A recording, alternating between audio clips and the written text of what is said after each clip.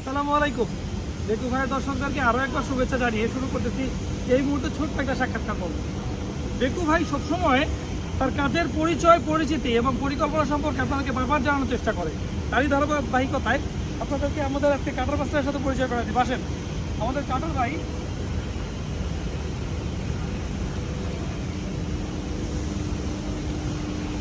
আসসালামু আলাইকুম। এই আগুন বন্ধ করেন। আমার আগুনের কাজ চলতেছে তো। আচ্ছা আচ্ছা বন্ধ যাবো না। আচ্ছা, আরেকটু সামনে থেকে ধরবো। রিয়াজ ভাই কেমন আছেন? জি আলহামদুলিল্লাহ ভালো ইনশাআল্লাহ। যাক, আপনারা দেখতে পাচ্ছেন আমাদের রিয়াজ ভাই, উনি হচ্ছে আমাদের বেকু ভাইয়ের অন্যতম কাটার মাস্টার। ভবন অর্থাৎ যত ধরনের ইস্পাত থাকুক না কেন, উনার অগ্নি হাতের সামনে সব কিছু একদম ধরাশায়ী, কেটে টুকরো টুকরো করে। আচ্ছা রিয়াজ ভাই কেমন আছেন? জি আলহামদুলিল্লাহ ভালো। আচ্ছা, এখন বলেন যে সর্বশেষ যে ফলমূলের ভবনটা ভাঙতেছেন, এইখানে কেমন লাগতেছে কাজ করতে, বা কি সমস্যা তৈরি হচ্ছে এখন পর্যন্ত? এখানে তো নানান দিকের সমস্যা কোম্পানির পক্ষ থেকে দেখা যাইতে আসছে যে ভাই, ঠিক আছে, আমরা যেভাবে কাজ করার কথা আমাদের, যে আমরা আমাদের নলেজে যেভাবে আমরা কাজ করি ওভাবে কাজ তেমন আমরা সুবিধা পাইতে আছি না, কথা বুঝতে পারছি। তো এখানে যেহেতু সুবিধা পাইতে আছি, কারণ আমরা কাজে তেমন একটা সুবিধা করতে পারতেছি না, থাকতে পারতেছি না, তবুও ইনশাআল্লাহ যেগুলো করতে আমি যা করতে আসি এতে বাধা বিক্রি অপেক্ষা করে, ঠিক আছে, তবু আমরা ইনশাআল্লাহ ভালো কাজ করতে আসি। তো আমরা তো এই ব্যাপারে এসে দিল্লিতে এটা 3 তলা বিল্ডিং ভাই, কথা বুঝছেন, এটা তো আমার কোনো সমস্যা না, কিন্তু কোম্পানি যদি আমার যদি মনে করেন যে ডিসক্রিপ্টাইজ করতে দেওয়া বা যে আপনাদের মন মতো আপনার কাজটা করেন, তাহলে আমরা চাইলে সেই বিল্ডিংটা মনে করেন আরও এক সপ্তাহ আগে আমরা মনে করেন বানিয়ে কাজ কমপ্লিট করে ফেলতে হবে। কন্টিনিউ করতে পারতাম, ঠিক আছে। এখন আপনি এটা বলেন যে সারাদিন যে আগুন গ্যাস নিয়ে থাকেন, মনে কিছু টেনশন ভয় কাজ করে না? না, এখানে তো টেনশনের কিছু নাই ভাইয়া, তোমার তৈলে আল্লাহ হাতে, যেহেতু এখানে আমরা যদি মানুষ চলে যায় এখন, জি কথা বলছেন, আচ্ছা মানুষের দ্বারাই সব কিছু করা যায়, হ্যাঁ, মানুষ যেটা চায় ওটাই করতে পারে, না পারলে তো নয় নাকি।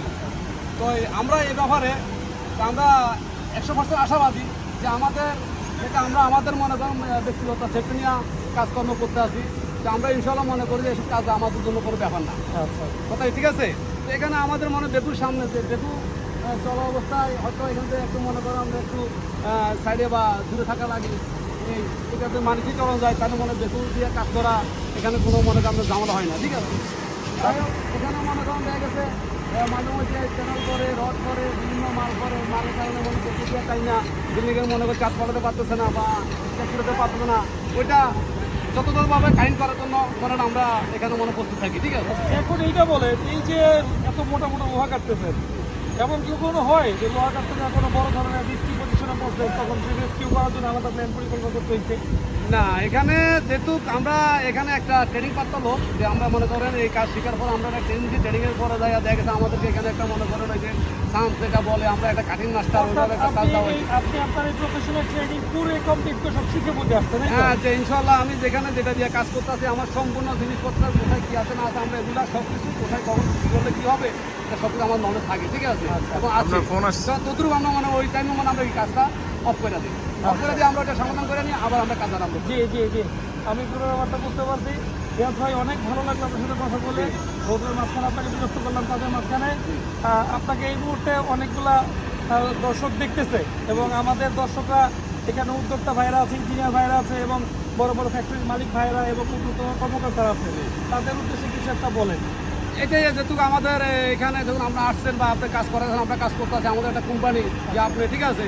তো আমি বড় বড় কোম্পানি বড় বড় মালিকজনকে বলতেছি যে যদি আপনাদের এই সমস্ত কোনো বিল্ডিং বা কোনো টেন্ডার বা যদি বাঙালি যদি কোনো উগ্রগতি থাকে, তাহলে আমাদের জন্য যোগাযোগ করেন, আমাদের এই নাম্বারে আমাদের কোম্পানির সাথে যোগাযোগ করলে আমরা সর্বক্ষণ মনে করি এই কাজের জন্য আমরা অবদান থাকবো। জি জি, ধন্যবাদ, অনেক চমৎকার বলছেন, আপনাকে বিরক্ত করলাম, ধন্যবাদ। ঠিক আছে, ইনশাআল্লাহ কথা হবে।